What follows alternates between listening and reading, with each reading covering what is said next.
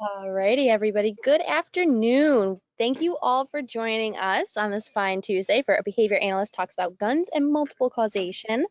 This was to air last month. However, we did have a rescheduling, so thank you all for joining us for this session today. And it's going to be a very interesting one. I already am very excited for it. So listen for just a few minutes while I blab on a little bit, and then I will be able to turn it over to Dr. Catania for the content.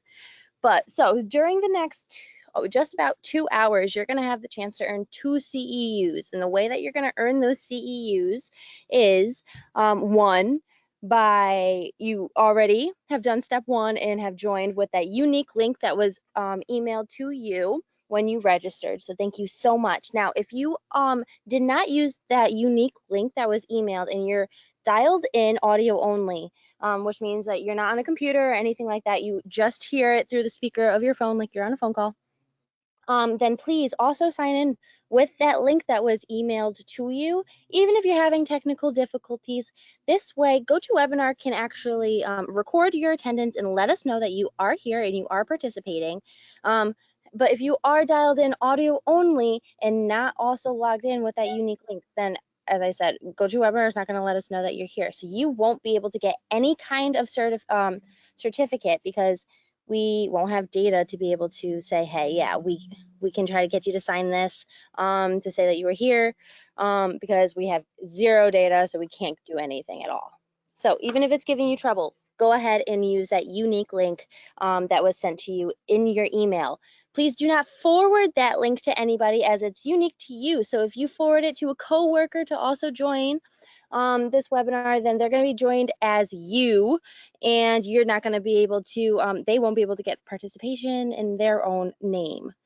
Now, you'll also be needing to answer poll questions that are popping up throughout the presentation today. So please, as I said, make sure that you are logged in with that unique link so this way you can participate in those polls. If you didn't purchase the ability to earn CEUs yet, that's okay. Go ahead and do that anytime, but I will be analyzing the data first thing tomorrow, so you will have your certificate instructions to you by lunchtime tomorrow.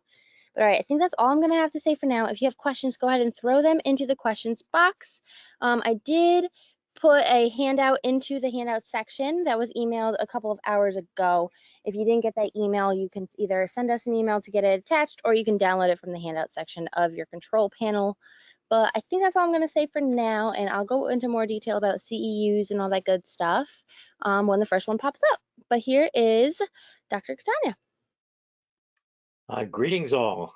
And as you can see, what we're going to be talking about today is guns, and in particular, the behavior analytic spin we'll be putting on this is to talk about guns and guns as they are involved in behavior, of course, in terms of multiple causation. Now, this when I first got started with this, and we started doing various talks about sessions, and some of them, our topics were delicate, and I ended up putting in trigger warnings. And it only just occurred to me, I've included this warning for earlier topics. We talked about discrimination, we talked about sex, and surely a warning is appropriate for guns as a topic, but I didn't notice until I was working on it that it also illustrates another kind of multiple causation. So forgive me. Trigger warning was not meant originally as a pun, and it only later occurred to me that there's multiple causation in that one.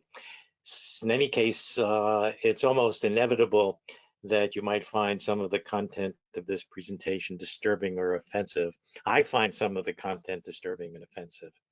Now, we tend to look at guns and we regard it as an American thing, but it's not just an American thing. I want to start off just reminding you that Mao Zedong, in taking control of China back in the days of the Communist Revolution in his Long March, one of his quotations is, "Political power grows out of the barrel of a gun." I worry sometimes that some of the things that are going on with respect to gun control in the United States show that that's not just a communist statement. I believe that there are some political groups that feel that's still the case in our country too, and it shouldn't be election booths. Well, some of the kinds of things I'll be talking about as we get through here are also summarized to some extent in my textbook, The ABCs of Behavior Analysis. I've drawn some of this material from there, but I also have some new material. If any of you are interested in it, there's a link here to Sloan Publishing where those of you who have participated in this can get a discount from if you just go to this link. And so I feel I ought to let you know that that's available. Now, when I first did this, I didn't even realize that I have a direct connection with these issues. So I'm going to start a little bit with some personal history with regard to guns. When I was a little kid growing up, even though that was during World War II, and one of the things that you did was to play soldier, and of course you'd as a kid be enacting battles and all of those kinds of things, but my mother wouldn't let any guns, even toy guns, be around the house. And as I got older, I eventually heard the family story. Back in February 14th, 1920, a long time ago, more than 100 years ago, my mother, who was one in a fairly large family, actually the total was 12, but probably some of those were kids who were stillborn. But anyway, she had a younger brother and a younger sister, and she was babysitting them or essentially escorting them to a local movie theater. Movies were relatively new in those days. Going to the movies was a big deal. So she went with a younger brother, Peter, a friend of his, and her younger sister, Louisa, who was born in 1913. So Louisa would have been, at that time, 7 years old. My mother probably was in her mid-teens, maybe a little bit young, maybe preteen. While they were there waiting for the movie theater to open, Peter and his friend went and played in an adjoining vacant lot, and there they found a gun. They were playing with it, and it went off. Um, Peter's friend had it, and it went off. The bullet went through his hand and into Peter's abdomen, into his, what we'd say, his stomach. My mother ran home to summon her parents while Peter was taken inside the door of a local drugstore, and her younger sister Louisa remained nearby, and he died later that day. In those days, you laid out the bodies at home, and so his body was laid out in the family living room until his burial. My mother's younger sister Louisa became reclusive. Eventually, she was institutionalized, and she died in a New York State mental facility in 1982. My mother never got over that, of course, as you might expect. But here we're talking about a gun death of a child dying, finding a gun, playing with the gun, goes off accidentally. Peter would have been my uncle, but I never met him, obviously.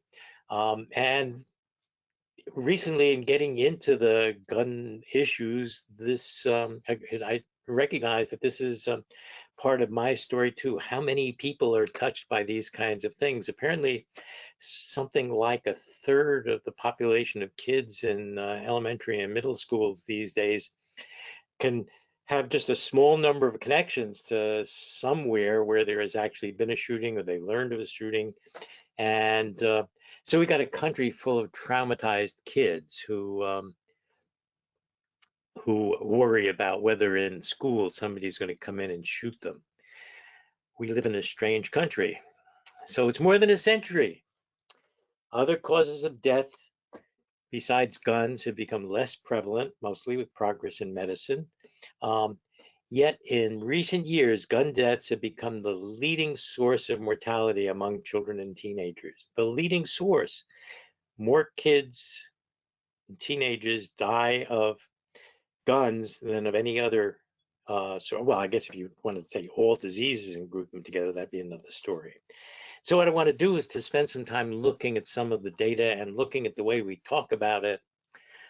It's very hard, given all of the things that exist and the contingencies out there in our culture, to know what to do about it. But at least we as behavior analysts should be able to look at it and perhaps come up with something constructive to say and something to say about what we ought to be doing. But before we can do that, let's talk about cumulative records because they're going to figure in this story. I hope most of you are familiar with cumulative records. They're not as common as they used to be. When I was a student, right from my undergraduate course, in which we had um, experimental lab, an introductory site in which we, each little group in the course I took with Fred Keller, we had our own little chamber and we had rats pressing a lever and we generated our first cumulative recorders and we actually, cumulative records, and we actually saw the pen stepping up across the paper each time the rat pressed the lever. This is a sort of generalized look at what a cumulative record is. Um, there's this drum that rotates. There's a roll of paper that rolls over the top of the drum. There's a pen that's connected to a drive, and the pen starts at what will be the bottom of the page, and the drum at a constant rate moves the paper along so that the pen draws a line on the paper. If nothing happens, it stays there near the bottom. But every time the rat or the pigeon or whatever organism's behavior you're recording makes a response, it moves the pen over a little bit toward the top of the page. And so this line then gives a moment-to-moment picture of just when responding occurs. And because the pen will move more quickly across the page if the rate of responding is high than if it's low, you end up seeing different slopes, different rates of responding. So this graph gives you some representative pictures. You can have a high rate of responding, a steep line, as in this example A, a shallower line, B, the responding is slower. This is roughly half the rate of responding in A. There's practically no responding in C, but if you blow it up and you look at the detail, you can see that each of the little blips here corresponds to a time in which a response occurs. Here we see there were 2 responses close together, then a pause, 3 responses, but the cumulative record shows you very clearly how these responses are distributed in time. Now, if you spend a lot of time looking at these things, you could see all kinds of differences in detail. So for example, E, which is a little bit choppy, means you have little cases of a little burst, short burst of responding, and then a pause, and a burst, and a pause. Whereas in F, responding is more steady. It tends to go along. So E would be what you'd get if you had patterns like this. And F would be what you get if you had a steadier, less interrupted pattern. But you know, the pattern doesn't, the rate of responding doesn't stay the same. You can have responding start fairly quickly and then slow down, or start slowly and then speed up. This is called deceleration. This is called acceleration. And then if you really want to get fancy about it, you can have little pips produced by the pen. You can have a little thing that makes it jiggle every once in a while. And they could mark other events. Like in this record, each one of these little pips could represent when lever press of the rat produced a food reinforcer. If the food reinforcers came at regular time intervals, repeating time intervals in what we call a fixed interval, you could see what we call scallops. Responding starts slow, speeds up, reinforcer is delivered. Slows down again, speeds up, a reinforcement is delivered. And you see this regular pattern repeating itself. You can even make it stand out a bit more by having the pen reset to the bottom after each reinforcer so you can compare the heights of these. And then you can have the pen be displaced to show the effects of different city. You can do all kinds of things. Now you say, why in the world should we care about that? Well, I'll tell you that in a minute, but let's first have our first poll question so you get a sense of what doing that is like if you haven't done that kind of thing before. Over All to right. Marissa. True or false, in a cumulative record, when response rate goes up, the slope gets steeper. Go ahead and lock in your answer. A blue box should have popped up on your screen and you should be able to choose one and press the submit button. Now, if you want to earn CEUs, you need to participate in these poll questions. It's okay if you get the answer wrong, although please do not try, please try to get the answer correct so this way we know where you guys stand in understanding the content. But if you do happen to get it incorrect, it's not going to count against you for earning your CEUs. And I'm not sure if I already said this within this poll question, but if you didn't purchase already, go ahead and do that. I'll be analyzing this data so you can get your certificates by lunchtime tomorrow. All right, I'll shut this down. Thanks for voting, everybody. Oh, wow, it looks like 94% say true and 6% say false. Okay, those other 6%, pay attention. We'll be having some more coming up later. Okay, so how can these cumulative records be relevant to guns in our culture? One of my replies is that we have to see the problem before we can deal with it. If it's hard to get a good look at these things, and yeah, we see things in the newspaper, but if you were standing there in a lab and you had a look into a chamber in which some animal was responding, and it speeded up and slowed down, and you got a general impression of what was going on, you still might not be able to say whether in the early couple of minutes you were looking, the animal was going faster or slower than in the later couple of minutes when you happen to be looking. Looking at it in details can make a difference. Now, of course, you can just do frequency distributions. They can show trends, but then the question is, what kinds of things do you look at?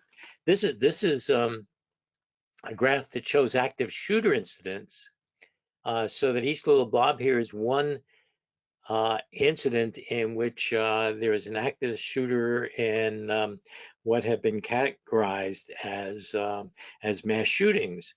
And we can see clearly here that from 2001 on to 2021, it's becoming more and more frequent, but we don't have any idea within this. This is the number of incidents. This does not tell us how many people were shot. It doesn't tell us anything about all sorts of things.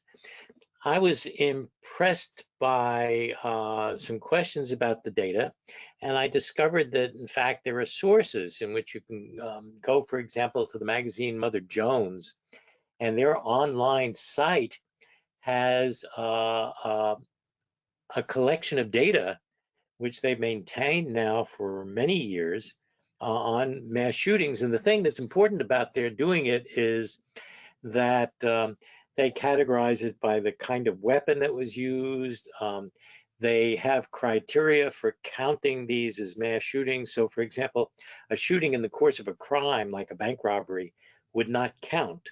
What they were concerned about were the kinds of shootings where somebody just comes along and arbitrarily seems to be shooting people. So I didn't feel up to the job of trying to make those distinctions. So it turns out to be fairly convenient to have a pool like that. So I tried playing around at one point. I don't remember exactly what got me to do it, um, with some of these things. And this is one of my very early attempts of graphing some of these things. And this was from the oh yeah, it was a paper in the Washington Post, and they listed some of the mass shootings over time, and these were just separate incidents, and I decided to just play around with doing a cumulative record. So here you had some that were records occurring in the 1960s, in the 1980s. Then during a period of 10 years, from 1994 to 2004, there was the assault weapons ban. And one of the things that fascinated me when I plotted these data was that the slope seemed to be, there was an ascending graph here, and the slope seemed to decrease for a period of time during the assault weapons ban. And after the ban was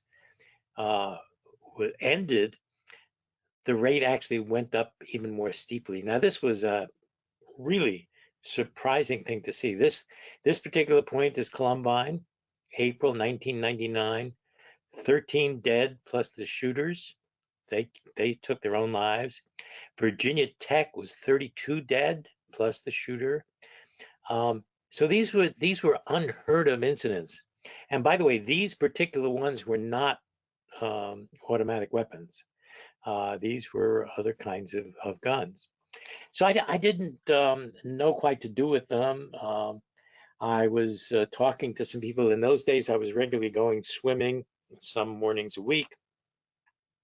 And I was talking about this stuff with a couple of people I'd come to know in the locker room. And one of them said, well, why don't you send it into Rachel Maddow's blog? I didn't even know that Rachel Maddow had a blog at the time.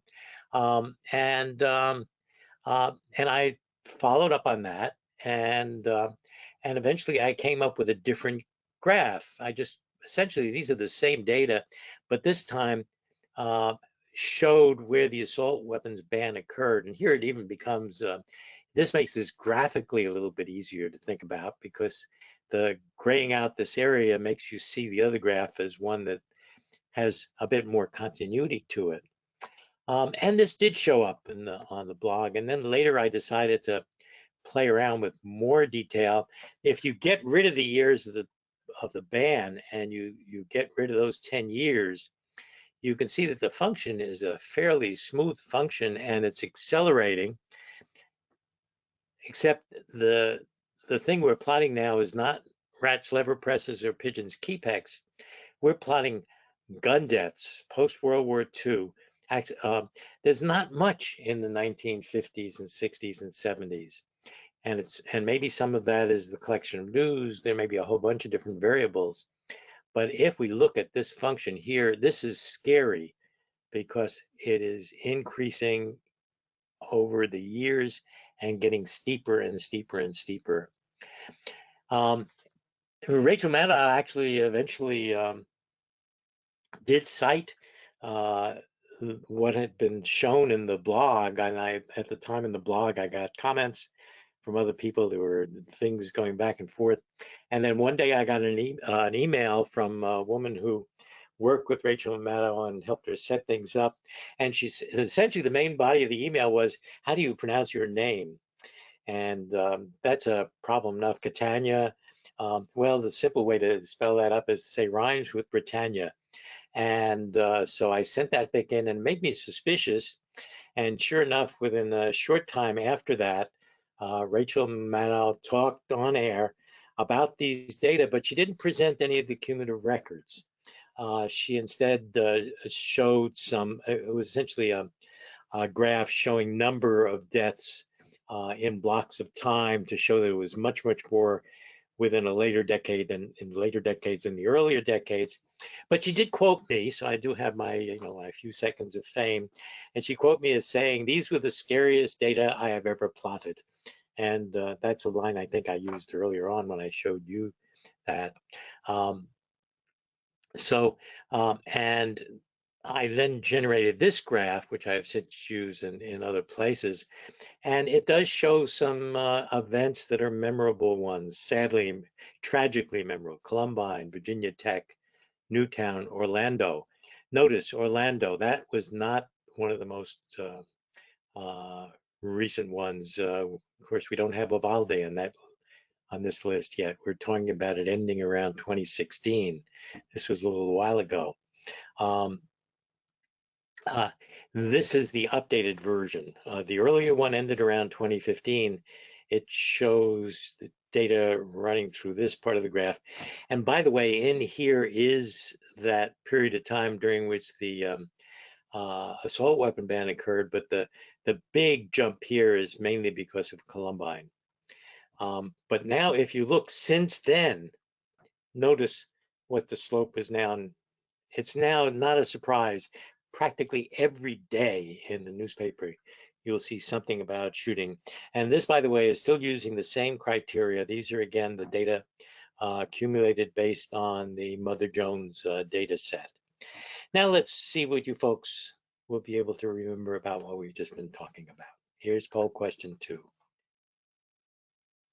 Okay, everybody. So, which is true about the assault weapons ban? The bill was never passed, it reduced mass shootings to zero, it became permanent, or none of the above is true.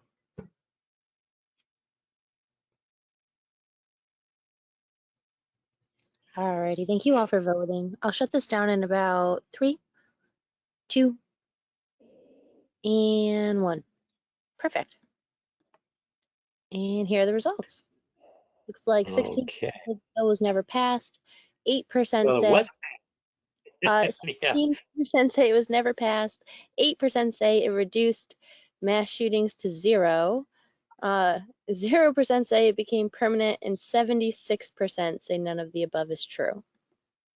Most of the folks got it. So again, getting back, it was of course passed. It lasted for 10 years. That was the sad thing. It did not become permanent, but it was passed. And I thought I had sufficiently emphasized that Columbine occurred right in the middle of that time. And there were a couple of other smaller incidents also during that time. So it did not reduce behavior to zero, which by the way is going to be significant because when we move on to talking about these kinds of data and we talk about causation and so forth, if something has multiple causes, it's hard to get rid of all the multiple determinants and reduce things all the way. But we'll get back to that. Let's get back to the topic. Why do we want to even limit the data to those called mass shootings? What about other statistics, including all deaths from firearms? I mean, we can get upset about those that just seem crazy, and I use that word advisedly because one of the things is the extent to which, for political reasons, people want to worry about mental health being what's involved and not the availability of guns. But if we look at uh, guns, I mean, we're finding that the alcoholism. Uh, oh dear, I've just I've just forgotten what the T is. And firearms, the ATF does include data on records of licensing for firearms and so forth. And we see that, except for this jump in 2016, think about what happened that year. Suddenly, people were told that they ought to be sure they get guns because maybe certain parties were going to try to limit their availability and availability and sales of guns went way up, and they've been going up ever since. This is how the population of our country is increasing the availability of guns. Um, this is a record of how gun ownership has. We now have well over 400 million guns produced and imported for the U.S. market. That's uh, that when you start thinking about those numbers, you know, the population of the United States is the same ballpark. This is like a gun for every person in the country, except some people have a lot more than one. Um, and sometimes we don't need a cumulative record to see trends. If you look at firearm deaths overall, no matter what the source, accidental shootings, hunters accidentally shooting people, children killing friends or siblings because somebody left a gun lying around unprotected. If you look at all of those kinds of deaths, you find that we're talking about per year. You're talking about 30,000 at this level here. So it's above that level most of this time for this graph between 1980 through 2020. And we see that it went up through the 1990s, and then it came down leading up to the beginning of our new century. I still find it hard to talk about the turn of the century accurately. That was the turn of the century, but most of my lifetime, the turn of the century was 1900, way before I was ever born. But anyway, since that time, gun deaths went down. Since that time, it's been growing and growing and growing and growing. And with a special jump, look at the size of the jump just in the past 2 or 3 years. We have an enormous increase from, look at what that difference is. This is not a relative scale in which they chop off the x-axis. This starts at 0, and we're talking about 30,000 back here to more than 50,000 here. That's, if it goes up, if it keeps going up at this rate, that will be essentially that's a doubling of deaths per year. And by the way, you could weight this by population, and that'll make some of these effects smaller, but the general trends remain the same. In this particular case, if you do the cumulative record, you can see the trends. The slope is a little steeper here, and then it's shallower here, and it's becoming steeper. So the cumulative deaths we're talking about is roughly 1.5 million people killed by guns in this period of time over a little more than 4 decades. That's a lot of people. But now here's the other critical thing. The rate of child gun deaths, the rate has been worse. And guns are now the leading cause of death among children and teenagers. And again, if we start back in over the same period of time, we'll see the curve going steeper for a while, increasing more quickly and then coming shallower. And we're talking now again about 150,000 deaths of children and kids in this period of time. But the politicians keep saying that these, and the courts say that this was written into the Constitution. But the Constitution said something about to maintain a militia. It was, and nowadays the rhetoric seems to be that you really need the guns to defend yourself against the government, which is out to get you. We live in very dangerous and difficult times. Another source of deaths from guns, I mean, some of it's accidental, but some is deliberate. If we look at homicides and suicides, okay, notice the deaths by suicide exceed the deaths by homicide. So again, during that period of time, we see that trend for the increase and then the decrease around the 1990s with respect to homicides. And then we see them going really up in recent years. Suicides have been less affected over time. Again, if we look cumulatively, we can see that the cumulative gun deaths by suicide, I mean, it doesn't take much to extrapolate this on. If you extrapolate it around to 2030 or so, you're talking about 1 million suicides with guns. If you extrapolate to that date, you're talking about 800,000 murders with guns. When I think about behavior analysis and the things that we can do, and the fact that with many of the things which we do well, like working with a child who's on the autism spectrum, we're working one-on-one. We're talking about numbers that are so far beyond the levels at which we can do things that this is daunting. But we're behavior analysts. We at least have to recognize that killing people is behavior too. And a lot of civilizations in the world for a long, long time have gone about their business by getting others to do things by killing them. That's the kind of thing that Putin has been trying to do in the Ukraine. That's the kind of thing that goes on in lots and lots of countries. We can pick out there's civil wars all over the world. When I was growing up, it was supposed to be that at the end of World War II, people would come to their senses and that we'd have a long, peaceful time. But no, along came the conflict between us and the Soviet Union. The Soviet Union eventually fell. That didn't fix things.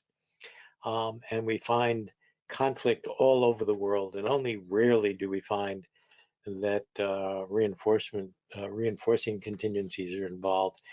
Very, very much what goes on in the world involves aversive contingencies, and we're kind of averse to even studying that. This gives us a picture of how important these topics are. Here's another picture of death by gender. If you're a woman, you're a bit safer. Firearm deaths by gender. Look at the difference between deaths among males and deaths among females. Deaths by firearm. Still too much under either of those things, but there is a huge gender difference. And this is without even getting into other kinds of dimensions like race and ethnicity and socioeconomic status and a whole bunch of variables we get introduced, whether you live in an urban environment or a suburban environment or an urban environment. All of these variables make a difference.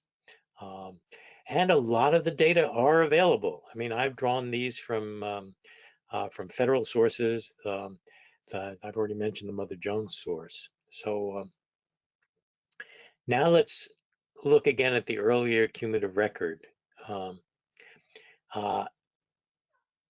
So if we look at this and we compare it to some of these other graphs that we looked at, I mean, they're increasing, but they don't show the kind of acceleration in any of these other graphs if you look at the cumulative thing, the right side of this one, which is the gender difference, the right side of this one, which includes homicides versus suicides, even the deaths of children.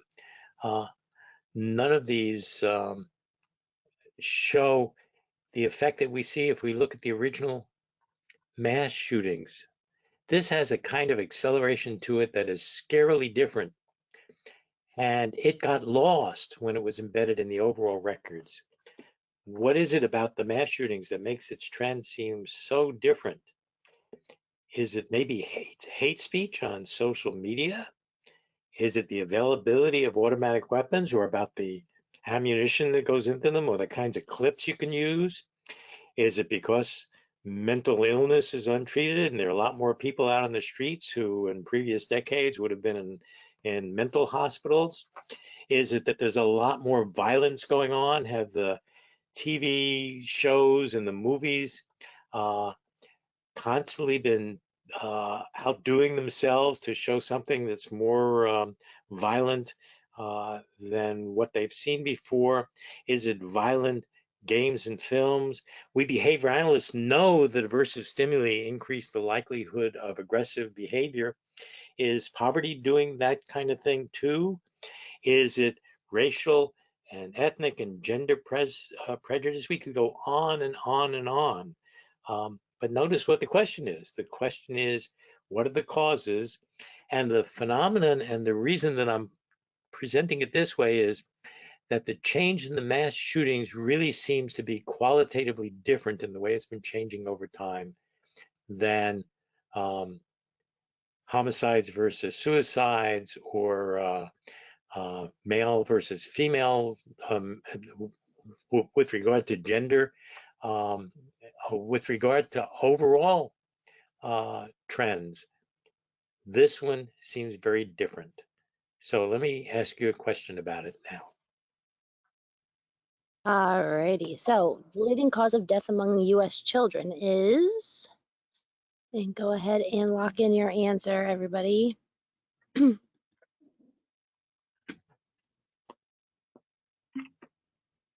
And just a quick question that I see in this in the box actually, what platform did you use to create those graphs? The platform. Oh, I did those. Well, some of them I did a while back with a thing called Delta Graph, which was a program. But nowadays, if I'm doing graphs, I find it's fairly convenient to do it in Excel. Excel allows you to do graphs. You can do the labeling. I'm not as good at labeling, and I have to learn some of the tricks in doing that, but it's fairly easy to just, you can take a data set like the one provided by Mother Jones. You can just copy the whole table. Then you can pull out the columns. You can pick out the columns you want to use, and I use the ones that involve deaths, excluding the shooters, by the way. And then it's easy enough to, in an Excel program, to write a little program that will give you a new column which accumulates the numbers rather than shows you the numbers from one incident to the next. And then you have to pick the year column and that cumulative column, and there's a way in PowerPoint in which you can choose those and then have it draw a graph for you. It takes a little playing around with it. I'm still not really fluent in it, but all of these PowerPoint, I'm sorry, Excel really is getting more and more powerful as a graphics medium as well. I'd rather be using some other programs. There are things I used to do with Deltagraph I can't do with Excel, or at least I don't know how to do it.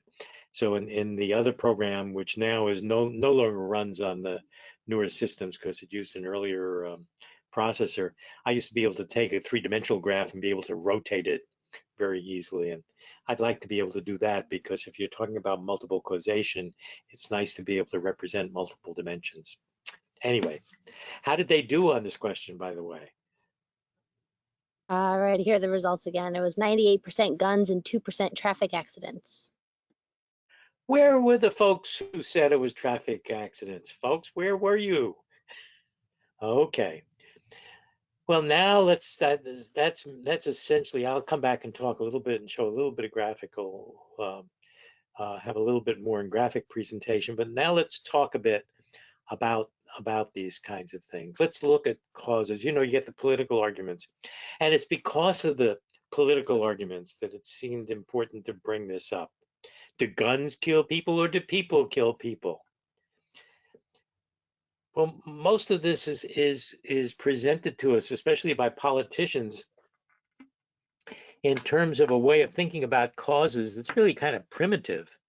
It's like the old billiard ball idea of causation. This thing either does or does not make something happen, as if nothing else mattered. One of the remarkable things that Skinner did in his book Verbal Behavior was to make it clear how important the concept of multiple causation is. Many things converge to make something happen. My saying a sentence like we need to consider multiple causation is a bit of verbal behavior that is determined by a whole bunch of things. It's determined by you being out there as an audience. It's determined by the context of the preceding things I've already put in these slides. Um, each term in that sentence had different determinants, and all of them had to come together.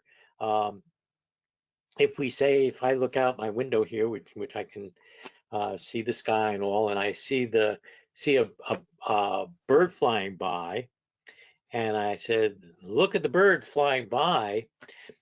You've got a whole bunch of things. It's got the you. You've got to be the audience for my saying that.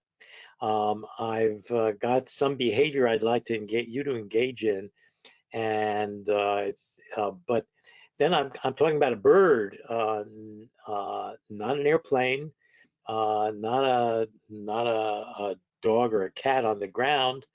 It's flying. It's not roosting. It's not walking. Um, and I'm talking in present tense. It's flying by right now. Each of those dimensions determines that brief little sentence, which is at the moment one response determined under a particular set of circumstances. All of those things have to come together, and take any one of them away, maybe it won't happen at all. Uh, but to talk about any one of them by itself being the cause just doesn't make sense. Well, politicians talk as if that was the case, though. And so you have these arguments that you can see if you read editorials and op-ed pieces and political statements. There'll be people arguing about whether, oh no, it's not the guns, it's mental health, and what we've got to do is something about that, as if that by itself would eliminate the problem. We need a different kind of language than the traditional language of causation, and I don't even like the idea of using causation in this. Philosophers tend to criticize the language of causation and say that in some sense we can't distinguish it from simple accidental juxtapositions. But we know about contingencies, and contingencies are descriptions of the probabilities with which some things make other things happen. We deal with that kind of stuff all the time. So what happens if we try to talk about guns in that way? Well, let's use first a simpler example. You're at a fast food restaurant, and consider it. It's lunchtime, it's the time at which you usually eat in the past. You've got all kinds of physiological determinants. Your metabolism is changing and things of that sort. So that's going to make the food important. When you're there in the fast food restaurant, you've got signs up there. Well, maybe you're not even. We can recast this, by the way, for COVID times if you want, and do this online and so forth, and place an order with DoorDash or something like that. But let's stick with just walking into a fast food restaurant like in the good old days. So you're in there and you see the food names on the menu up on the wall. You also have other people being served on either side of you and the servers. And so somebody is mentioning a particular thing that this person is ordering one thing and that person is ordering another thing. So you're hearing these names. You do see the food being passed out. Maybe that's the kind of fast food restaurant where you actually see the food on display there. Then you got the server asking you for your order. The server is a discriminative stimulus in the presence of whom, if you then say, please give me this or give me that, you're going to get it. These are all the different things that are going on at the same time. And they will end up, maybe you just heard somebody else order something and you just saw it as well. And that just works because this particular time. And so that's what you end up ordering. If somebody had said something else or they had different dishes being handled at the moment that you were there ready to place your order, you might have ordered something else. So now, once you place your order, now we could add the verbal behavior categories to the causes of your order. The fact that it's lunchtime is a motivating operation or establishing condition. You see the food names on the menu, you say them as you see the names, that's textual behavior. You tend to maybe repeat yourself what you hear other people saying. To that extent, it's echoic. If you're actually seeing the food, that's a tact. And when the server asks for your order, you're placing the order as manding, right? And so we could go on and we can now name all of these things. We can list them. And so the point here is that many variables are causing this single event. Many variables are acting upon this response. You're placing your order, asking for a particular thing that you're going to get handed you across the counter. But how about this one? Okay, and this is essentially a question for you. You enter a building, there's an elevator there. You walk to the elevator and you press the call button on the elevator. Little time goes by, the elevator door opens, you go in. Inside, you press the button for your destination floor. You see the floor number light up and it's got a thing on the inside the elevator which shows you what floor you're on. And eventually you get to your floor and the door opens and you leave the elevator. As you get out of the elevator, a sign on the wall points to the room you're heading for, and you go and follow that sign. You get to the room, you turn the doorknob, you enter the room that you were going to when you got into the building. So you have that whole sequence of events, okay? Why, I ask you, is this not a good example of multiple causation? It's because these are a whole sequence of different responses. You're seeing the elevator produces one response, pressing the button and having the door open. That's a new response, which is followed by a different consequence. Then you've got another response. They're happening one after another. And it's not that a whole bunch of things are operating on any one of them all at the same time. Because of the way buildings and elevators and getting from one place to another works, because of the physics of it, you have to go through this stuff sequentially. That's why you can't ever get away from chaining. Yeah, you can have integrated sequential behavior, but this, you can't do the one thing until the stimulus comes up. You can't do the next thing until the appropriate stimulus comes up. If you try to enter the elevator before the door opens, you can end up with a bloody nose. So why is this not a good example of multiple causation? It's because we speak of multiple causation only when all of several variables act together on a single response, not when it works on a succession of different ones. And you think I'm sort of beating a dead horse here. I guess that's an ugly metaphor, isn't it? I'm overdoing it with this, but the reason I do it is that I've done this in courses over the years, and I find that when I ask for examples of multiple causation, I sometimes get examples like this kind of sequential stuff, and that just doesn't hack it. You want the case in which you've got a whole bunch of things all producing the single response, placing your order, not a whole sequence of things, each of which cannot occur until after the last one has occurred. So I think that warrants another question. So here's your other question. Hi, everybody. Which presented as good example of multiple causation? Using an elevator, ordering at a fast food restaurant, both A and B, or neither A and B? Alrighty, thank you all for voting so quickly. I'm gonna shut this down in about 3, 2, and 1. Perfect. I sure Awesome. hope this was an It looks like 69% said ordering food at a fast food restaurant, 21% said A and B, and 10% said neither A or B. Well, that frankly shocks me. I thought I had emphasized very clearly that the fast food restaurant example was a good example of multiple causation, and I was contrasting it with the one of the sequential stuff, which was not. And that is the main message of this entire presentation, folks. So those of you who missed it, if you presumably, if you're somebody taking these poll questions, you've also downloaded the handout. I'd suggest going back and reviewing it because this is a very fundamental point. It's a really important point about a lot of things we deal with. If you don't recognize the difference between many things working together on a single response or a sequence of different responses which cannot occur together, that's a very fundamental thing to get straight.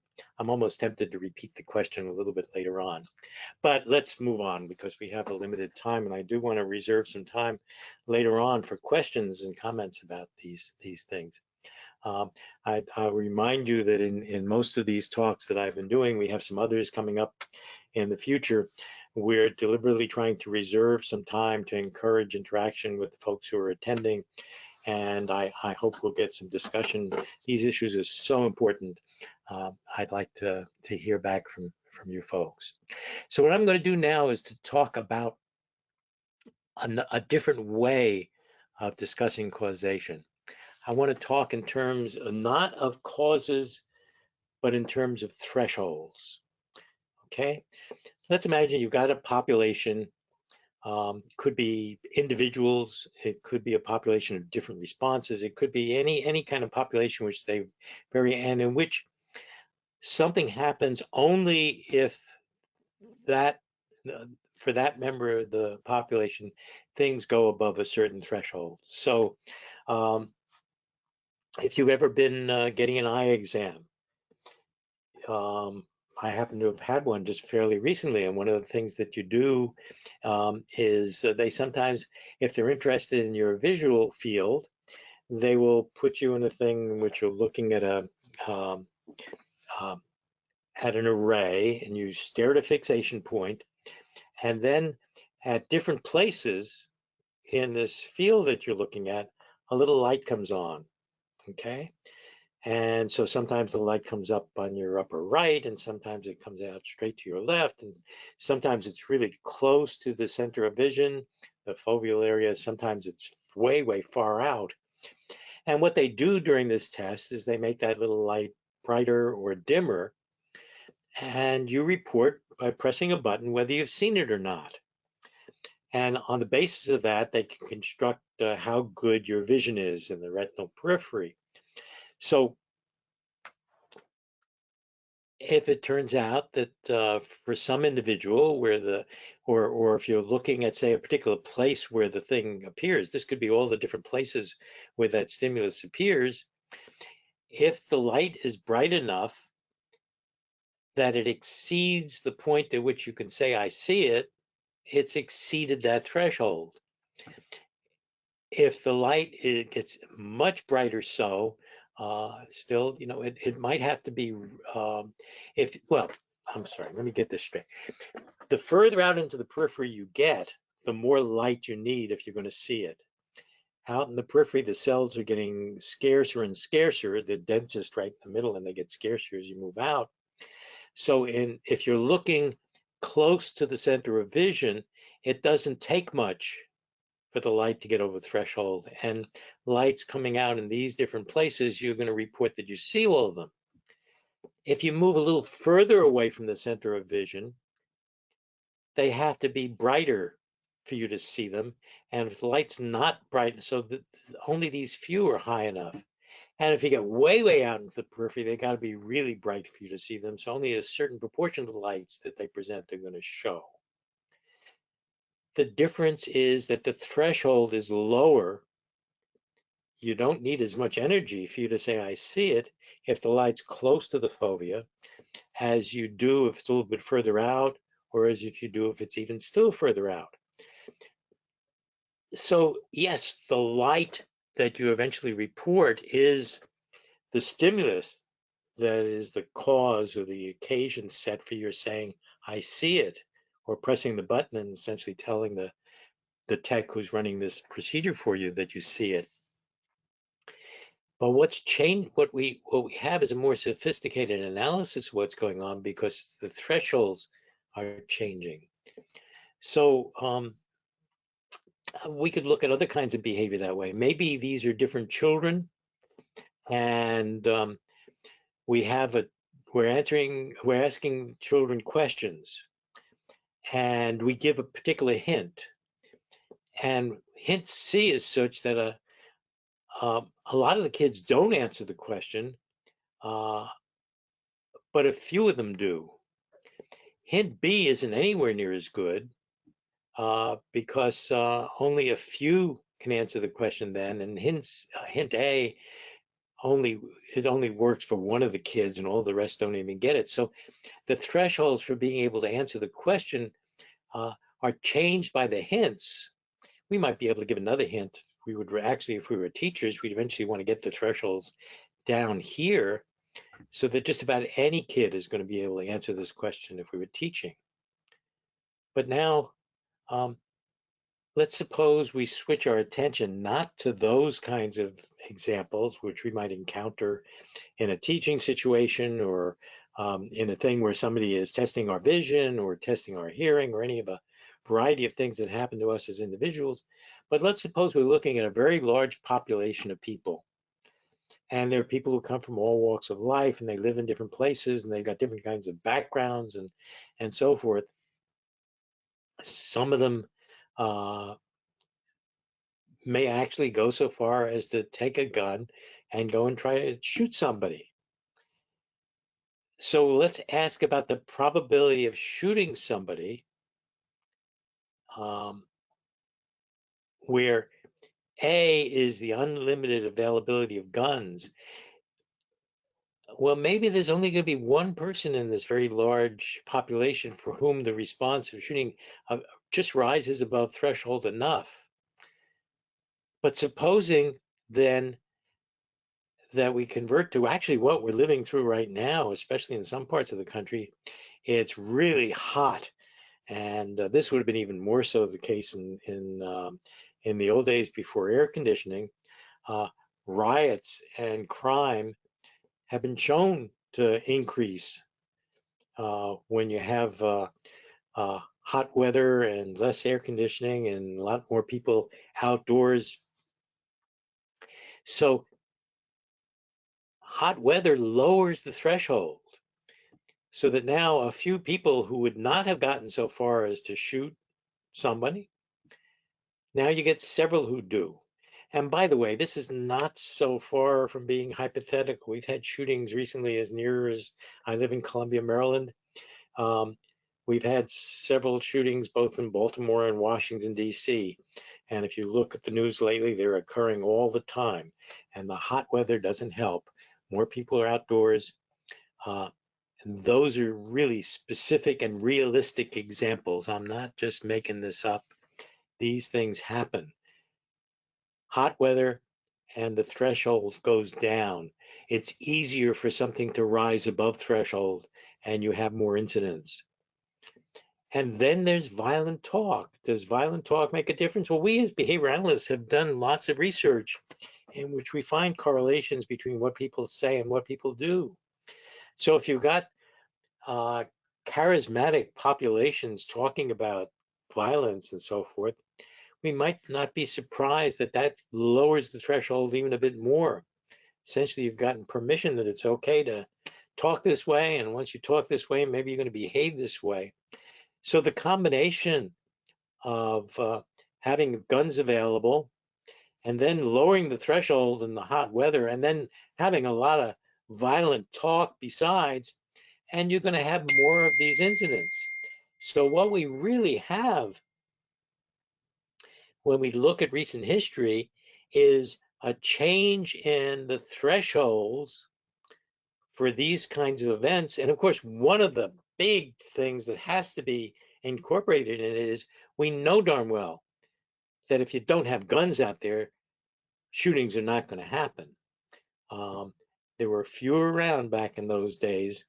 In more than 100 years ago, when my mother took her younger brother, escorted him to that movie theater. Uh, the story at the time was that probably it was some gang or maybe some criminal groups. There was a lot of crime around in those days too. Wasn't during Prohibition when there was a lot more, but somebody got rid of a gun in that alley and it had ammunition in it. And the Peter, who would have been my uncle, never got the chance to grow up. These are real things we're talking about, not just hypothetical ones. Um, but the language of thresholds introduces something different because once we're talking that way, any variable becomes a candidate for working on because any variable that would raise the thresholds a little bit, that would make things a little, if a lot of air conditioning would raise the thresholds and reduce the number of gun deaths, then some people who might have been shot won't get shot and they will live.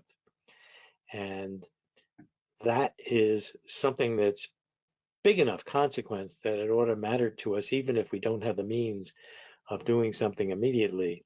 I'm going to come up with some comments now, but in the face of this, they were going to seem little things, but and it's going to take a lot because there's another kind of threshold we would like to see reached, which is the threshold of getting enough politicians together to pass some laws that can make a difference. And as long as we got weird verbal behavior in which causes are talked about in a totally unrealistic way, we're not going to get there. Maybe it's going to be slow in coming, but to the extent that we can get these ways of thinking out there to the broader public, maybe it's going to take a long time. Maybe things will make a difference.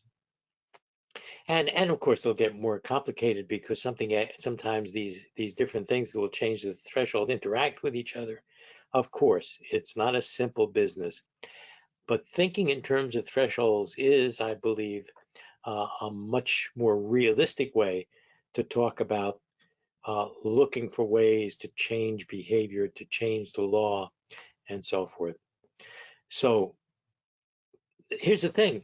When an event has multiple significant causes, it's very hard to demonstrate that any one of them matters because if you have statistics and this particular variable is embedded in a whole bunch of other ones, the statistics are hard to demonstrate.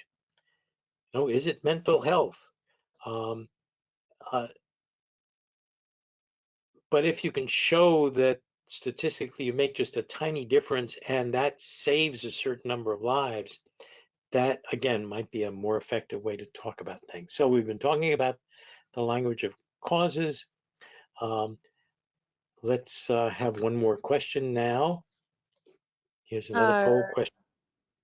so, an analysis of which of the following might be an improvement over talking about causes of gun deaths. Go ahead and lock in your answer.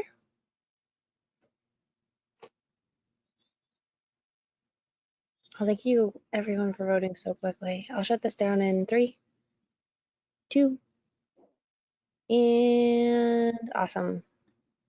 All right, so it looks like 7% say guns owned versus guns sold. 86% say thresholds. No one says availability of ammunition, and 7% say mental illness. Okay. All right. So let's have a little bit more, and then I'm gonna. So what do we have to work with? Supposing we want to change gun behavior. Whose behavior matters most? Legislators, manufacturers, gun users, gun collectors? Let's hang on to that one for a minute. Actually, I probably should have done this slide as the kind of one where the other ones came on a little bit at a time. Once we're talking about multiple causation, we've got to recognize that every one of these makes a difference. The more gun users there are out there, the more manufacturers there are, legislators. I didn't even mention all of the legal folks who will get cases and make money on defending things and going to court for people who may be users and gun collectors. A gun collector who is careless about locking things at home and who leaves things where a child can get it. I mean, it's fairly frequently, if you read the papers, you'll hear a story of a 5-year-old who kills a sibling because a gun was left around and the kid picked it up and played with it. Not so different from the friend who shot my would have been Uncle Peter. Um, uh, there's money to be made, but still there is tremendous resistance even to things like safe guns, which are guns, for example, which are sensitive to fingerprints, the same way as on your cell phone or your iPad or some of your other devices now. Instead of a password, you can open them by pressing your finger, and your fingerprint will do it. There are guns now, and there are devices can be attached to guns such that they will record the fingerprints of the owner so that somebody else can't use them. A certain number of gun deaths occur because somebody had a gun for defense, but somebody came in and maybe broke into a house and ended up getting the gun away from the owner. And so it turns out that it may be more dangerous to have the gun than to not have it under circumstances like that. Each of these groups, these are individuals whose behavior matters. And you might say, well, gee, they're so distant from it. Affect any one of these and change the threshold a little bit, and that might, over a period of years, save dozens, hundreds, many more lives. Every one of these things can make a difference. What about imposing response costs? We do know that response costs can make a difference. Their political clout in voting and so forth could help, because politicians can pass laws that require taxes. And it doesn't just have to be taxes on guns, and it doesn't just have to be taxes on the manufacturers. It could be taxes on ammunition. It could be taxes on all sorts of things related to guns. It could be taxes on the clips that are used to turn a weapon into one that can fire more shots. Um, Lawsuits create response costs. Supposing that somehow eventually we got over the stranglehold of the NRA so that manufacturers did have legal liabilities. Supposing there were criminal penalties if guns are used in certain ways. Would response costs make a difference? It does in a lot of other cases. We tend to avoid aversive control, but the consequences here involve such aversive stuff already that if these are things that would make a difference and are available, maybe we have to consider them. There are some circumstances under which punishers work. We tend not to think about these things as the same in the same uh, range as when we worry about electric shock as used as an aversive stimulus. But these are response cost is an aversive contingency. But if we really want to reduce these behaviors, if we want to raise the thresholds so that the shootings are less likely to occur, and this helps that to happen,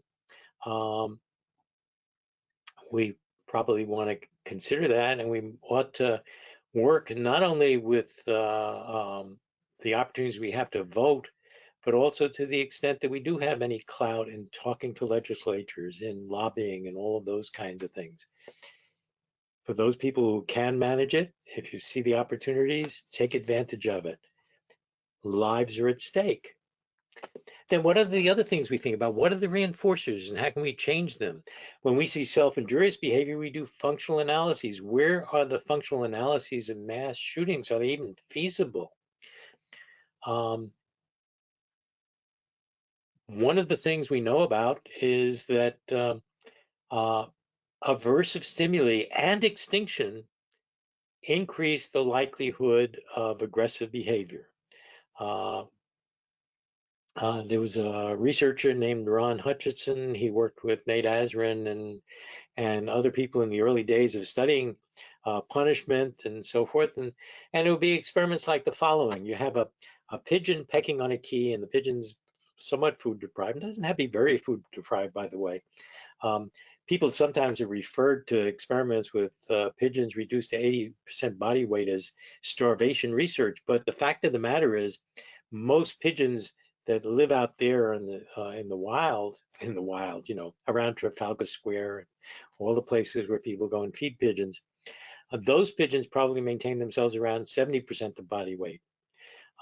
So reducing a bird from 100% from the weight it would be if you give it totally unlimited food for a month or so is actually not getting the bird down to the level it would be if it lived out on its own. And in fact, when I was used to work with pigeons, the argument would be that the vets would come and say our pigeons were overweight, even though they were at 80%. But at that level, they will work for food. Well, if you got a bird that's pecking away and its pecks occasionally produce food, and it's in a chamber where at the other end of the chamber you have a model pigeon with maybe some feathers and things on it. And now you switch from its pecks producing food, you switch to extinction. Its pecks now suddenly don't do anything. You wait just a little bit, you'll find that after its pecks stop producing food, it will suddenly turn around and go over to that model pigeon and start pecking at it. Extinction is an aversive event. You're taking away food that used to be readily available, and the response to it is to attack another pigeon. Well, what happens when you take resources away from people? Well, Ron Hutchinson did a whole series of experiments that involved aversive events and what was called elicited aggression. And there was in those days a senator named Proxmire who made fun of some kinds of research and who gave awards to what he regarded as silly kinds of research. And Ron Hutchinson's work was singled out, and he was unable to get continued funding to follow up this work. And yet here we have a variable that nobody pays enough attention to. One of the other things that causes shootings and so forth is aversive environments. Kids who feel isolated in school, who get picked on by other kids. Aggression is produced by those kinds of aversive events, and we have bullying in schools, and yet we don't do enough about it. Certainly, if aversive events change the likelihood of aggression, one kind of aggression is getting a gun and killing somebody. And this happens, and it happens in schools, and it happens among kids. And it also is a thing that may be a side effect or a main effect of certain kinds of psychiatric disorders. So that's a place where we should look to change the thresholds. Not just one thing, but that's another thing along with all the others we've talked about. And what about verbal behavior? What about violence in movies and in film and TV shows? What about violent talk? If people engage more in violent talk, shouldn't we be worrying about what we know in other cases? If you shape what people say and what you shape is talk about what you do, then aren't politicians who engage in violent talk then augmenting this sort of thing and reducing the thresholds? My guess is the increased steepness of the curve that we talked about early on, and which is a significant property of contemporary things. This later part, back in the past decade or so, is a function of political talk has lowered the threshold for some of that kind of behavior. And so here again, we have politics entering into it. We behavior analysts don't have access to the right kinds of contingencies to change a lot of this, but at least we have the opportunity to teach it and to get it out there as much as we possibly can. So that's essentially the story.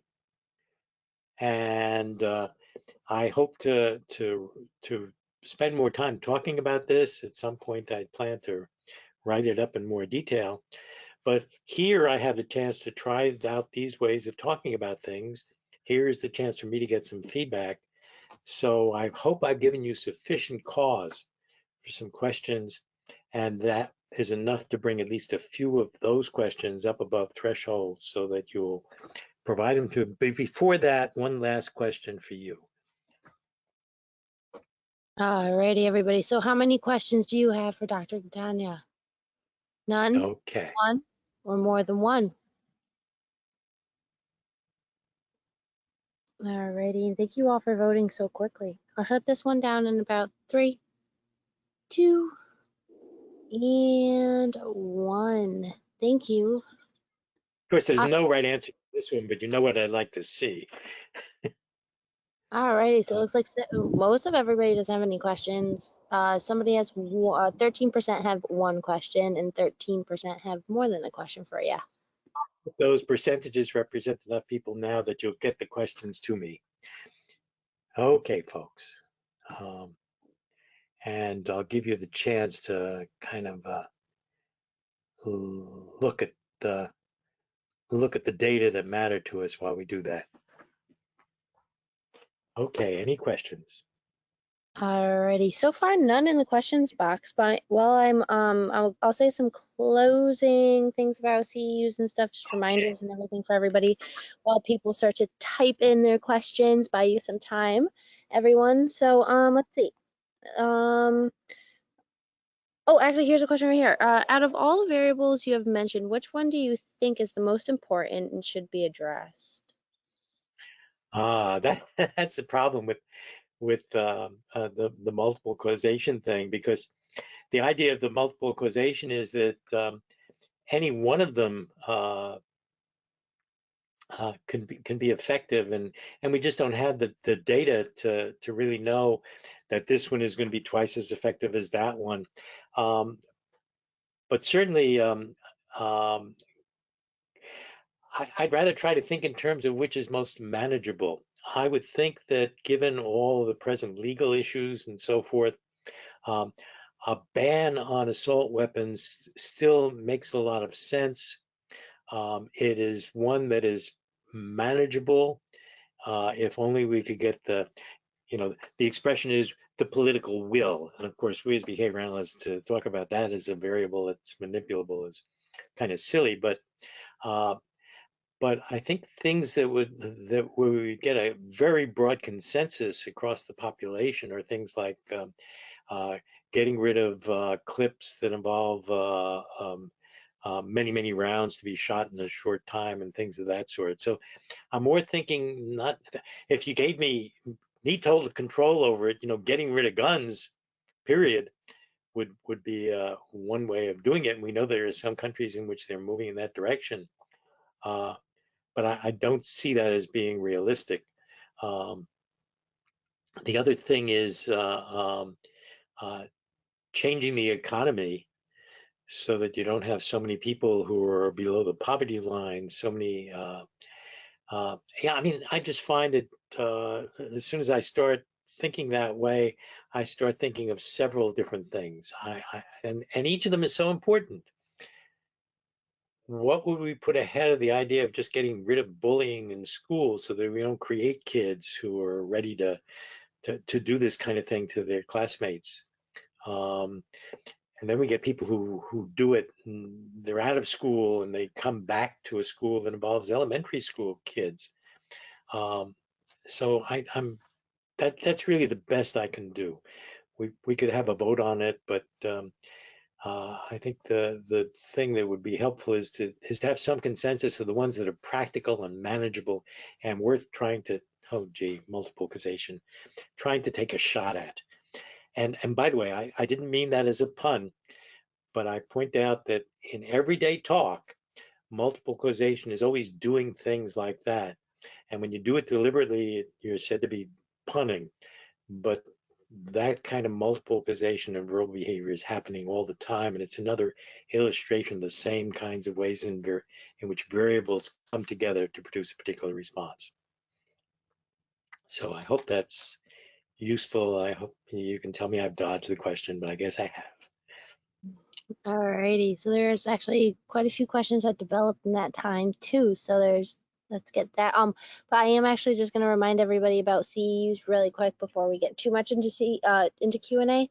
But go ahead and purchase your CEUs if you haven't already.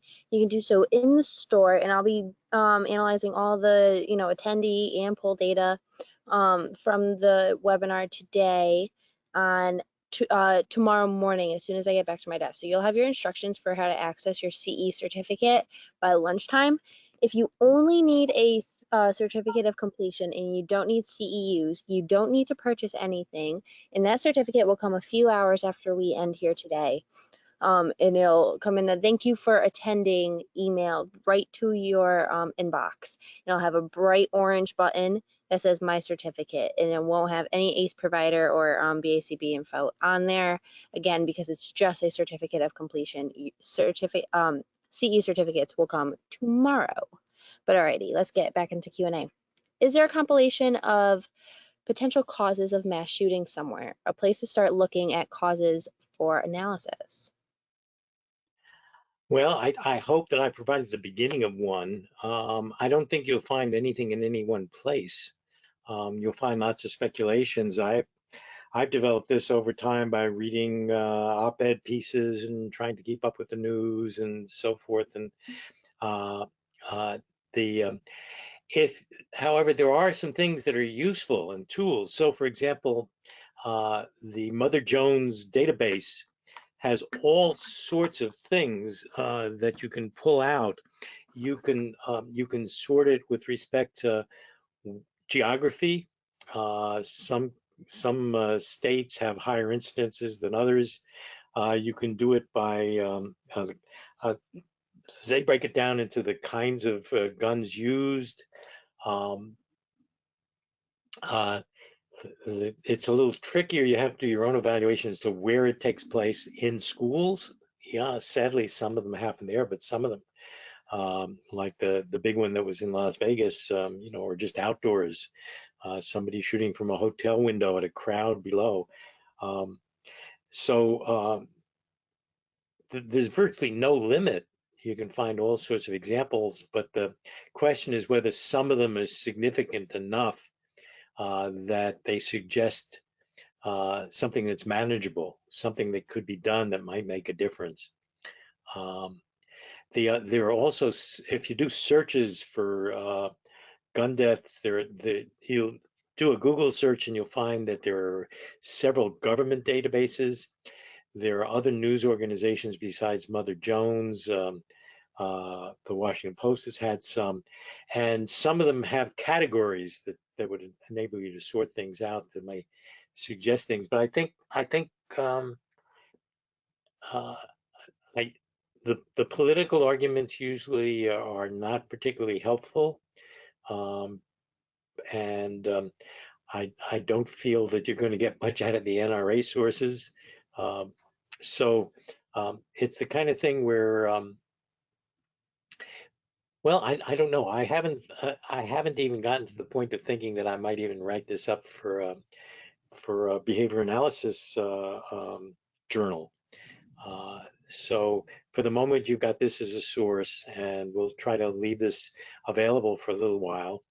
Um, and it's the kind of thing that's one of the difficult problems in our culture that's going to be developing over time. And this is just a suggestion that we behavior analysts had something to contribute to it. And anybody who is willing to take the time to develop it, I'd welcome other people joining me in this kind of an enterprise. And by the way, if you have any interest in doing some of this kind of research yourself, and please, I'd be happy to learn about it. My email address is straightforward enough. It's catania@umbc.edu, UMBC being the campus for which I'm still having an emeritus status.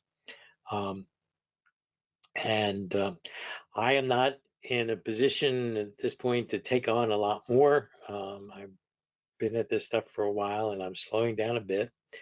but I'd love to hear from people who want to pick it up and continue with it, and offer whatever help I can if you're willing to do that. There's plenty for us to do.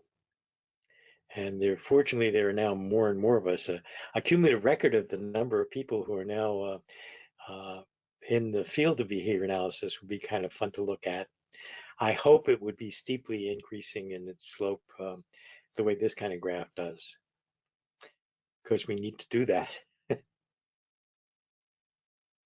Any questions that maybe have a different um, Yeah, there's a few any more other? questions. Let's see. So, how do you view the idea of copycat? Well, it's one more thing that it's like it's a bit like a politician talking about violence. And yeah, why pull punches? Uh, Trump has often uh, talked about and given instructions at some events that he was in. He would say, "Beat him up," right? Or lock her up, or so that that's actually a man. And even though he could say he was kidding if he wants to diminish the effectiveness later, that kind of thing coming from a person in a prestigious position is going to make a difference. Well, doing is also like that. If a prestigious person does some things, there may be some who then follow that. There are all kinds of social contingencies that have led some people to do what other people have done. So you tell kids, are you going to do anything your friends ask you to do? We ask kids to distinguish between the instructions you ought to follow and the instructions that you ought to ignore. But we also teach kids to imitate. I mean, you play imitation games. So you teach a kid, and Simon Says, do this, do that. And then Simon Says, do this and do that. So we have to recognize that in the ordinary course of education, um, some of the things we do is to have people imitate the things that we're doing. So if somebody actually ends up doing something like shooting a lot of people, that's going to lower the threshold a little bit so that somebody else might get to the point who is already close to doing it for all the other reasons, all of the other variables are there. That might be just the thing that tips the thing over threshold. And so, yeah, that probably happens too. And unfortunately, the media tend to be more likely to publicize the events that are most unusual and most dramatic. And by doing so, they enhance the likelihood that somebody else is going to copy it. Uh, this again is just strengthening the case that these are all instances of powerful multiple causation, and you can pick out these different variables. And as the first question came along, you can try to identify the most important one, but something might have been the thing that just brought things over threshold in one instance, and something totally different might have brought it over threshold in another instance. Finding the variables that are having the biggest effect is difficult. Um, so I hope these comments are helpful. But when I do this kind of thing, I usually feel that I'm just apologizing that we can't know as much as we need to know uh, to do the best we can. But after all, that's why we're behavior analysts. Raising the questions is a start, and I hope that this has helped with that. Awesome. Alrighty. Did you want to take another question? Sure. Alrighty. So, just curious, is multiple causation similar to relation frame theory, which I have not delved into yet? Uh, mm, I don't think it particularly is. In relational frame theory, what you're talking about is how um, once you have certain kinds of relationships, and particularly with respect to symbolic things and verbal things in their relation to the environment, uh, that you can organize a lot of stuff in terms of relational frames, and you can relate all kinds of behavior to other kinds of behaviors. So, just a quick example: in Northern Ireland, you have both the Protestant Irish and the Catholic Irish. Um, Protestant Irish tend to have different first names than Catholic Irish. The Catholic Irish tend to go with the green, and the Protestant Irish with the orange, and there are different flags and symbols correlated with each. There are parts of Northern Ireland that are identified with one group or another, so street names and towns. If you do, and what you would find is if you do a task in which you ask people to match these up, then a Catholic Irish person would match certain names with certain flags, with certain colors, with certain places, with certain activities, and the Protestant Irish person would come up with a different set of relations. Some of these would create, so there'd be one class that tends to hang together for the Protestant Irish, another class that tends to hang together for the Catholic Irish. And these would also be regarded as kind of frames within which all of these things get related to each other. And with that comes certain kinds of behavior with respect to within your group and outside your group.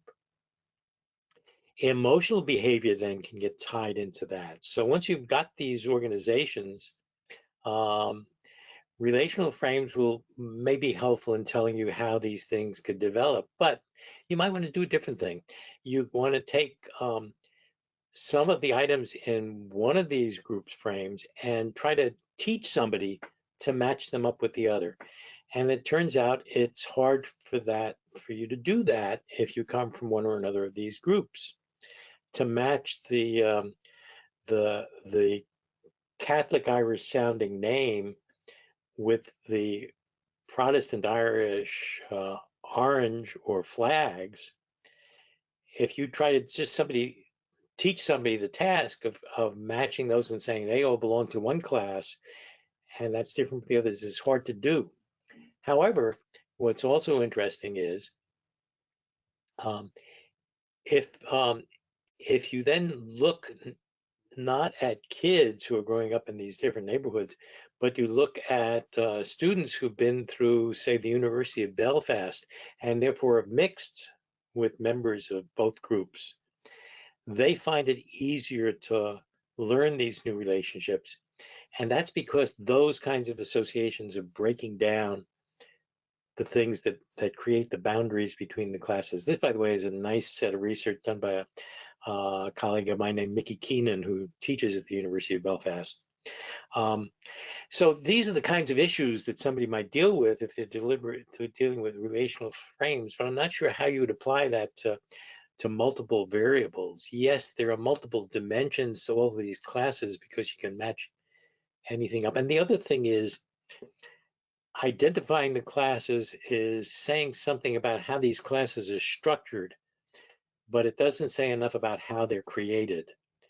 So I would not. Yeah, there are probably ways in which somebody who does that kind of who likes to approach things from that perspective might tackle these kinds of questions. But I think they'll be in a somewhat different way than we dealt with.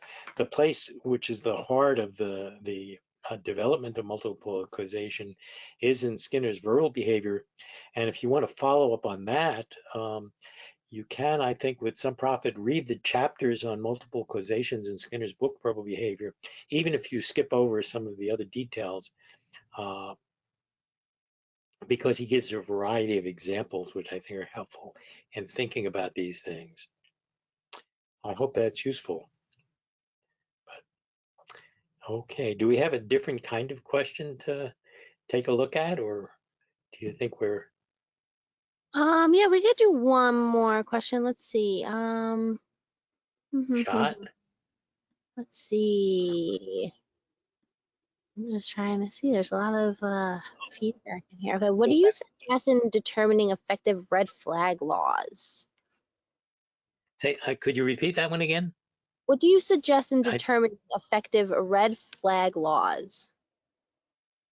red flag laws. Ah, that's tricky. So you're talking, I presume you're talking about the case in which some teacher or some students have reported some strange behavior on the part of one of the kids in a school, and uh, the other kinds of cases I can imagine are where some there have been some reports of behavior on the part of an abusive spouse or something, and this gets reported to the police along with uh, requests for boundaries and all. But if you're talking about the school situations, what we have is a situation where we've now got more and more controls over what teachers can do. There are concerns about privacy and what you can publicly talk about when you have strange behavior being observed on the part of a kid. And so you've got false alarms that can be raised. You can have a kid who's very shy and who draws some pictures of things that involve some ugly stuff and shootings. And for some kids, that'll go on, and the kid will become involved in art later on, and maybe making movies. Uh, but on the other hand, if what you miss is something where this kid is picking up guns and buying guns, or can get access to guns that the parent has in the house, then you don't want to miss that one. There again, the devil is in the details. Um, I think the tendency is to, usually we find that once one of these events happen, people start talking about, oh, look at all the things that we missed that were warning signs. But it is very, very difficult to take a warning sign and then go to talk with principals, have the teachers try to talk to parents. There's all sorts of pushback against that, especially given the culture we have in which people still want to defend their right to own guns. Um, I don't know whether laws making parents liable for shootings on the part of their children are going to make a difference. The consequences are so delayed and it's so hard to get that done, and it's going to be different in every one of the states. So I would say that teachers have to be alert. There have to be people who are in a position to at least watch kids who seem to be at risk for that kind of behavior. So, and to that extent, such flagging it is important. But it may be that there are other parts of our culture that have to be worked on more. It might be more important to find ways to get to talk to these kids, to reduce the amount of bullying in schools. There's a whole culture among kids, we hear about it, which uh, uh, kids start ostracizing other kids, and that's the kind of thing that leads to the aggressive response. That's aversive stuff too. And again, we know one of the things can lead this can sometimes lead to some kids committing suicide. Um, and that is not as much a newsworthy thing as a mass shooting, but it's as real, and kids' life ends because of it. Um, Once we're seeing that in terms of the multiple causes, it may be that reducing the level of the aversive stuff in school, and I don't know how we do that in any short time. I know that there's a lot of emphasis in the early grades of getting kids to behave more pro-socially and to support each other and all that. But unless we can do a good job of doing that, we're not going to get rid of a lot of the cliquish stuff. And some of that stuff begins at the home. If you've got a home that already includes a lot of prejudice, talking down other ethnic or racial groups, if those kinds of things are happening at the home and the kids bring these things into the classroom, and there's enough of a population that you do end up having divisions in the schools, that's something that has to be dealt with. But that's a big, big not a social problem. I don't want to sound too hopeless about it. Everything we do can make a difference, and if we saw these kinds of things increase, there must be variables that can make them decrease. And those are what we have to work at, and we have to resign ourselves to the fact that it's going to take a long time. And, we might not even see a lot of these changes even within our own lifetimes. And I mean, you're much longer uh, lifetimes from now than mine is, because I'm sort of moving along there. Um, been watching this stuff over many decades, but getting the newspapers to talk more about positive stuff would be probably a helpful thing too, but we don't have much control over the content of the papers. There's another set of variables. Um, but I wouldn't have presented any of this stuff if I didn't think there was something we could do about it and that it isn't worth doing. So let's be hopeful, and let's especially hope that politics moves in a direction that doesn't involve so much polarization, because unless we can move towards something where we have a more consistent political movement which does not tolerate at the highest levels of government uh, racist talk and abusive talk on the part of uh, people who are going to be role models. If we can't, so the voting booths do matter, and they're going to matter in the short term. So whatever else you do, make sure you get out there and vote. I won't tell you how to, but I think you can guess where I would have my recommendations based on what we've been saying so far. So thank you. Unless you've come up with something which is a question on a different line from what we've already said, I guess maybe it's time to wrap this up then. What do you think, Marissa? Yeah, I think so. And just go ahead and purchase your CEUs. I'll have them ready for you guys tomorrow. If you have any questions, feel free to, email support@bds.com. But thank you so much for attending, and sign up for next month. And also, we have another webinar on Friday about telehealth, so you can go ahead and sign up for Friday session as well while you're there. And thank you so much, Dr. Catania, for doing this. You appreciate the chance to talk about this stuff. So let's be hopeful, and All right, let's do the best to advance our field and keep helping it make a difference. Thanks. alrighty, everybody. We'll see you next time. Have a great night. Bye. Okay, bye.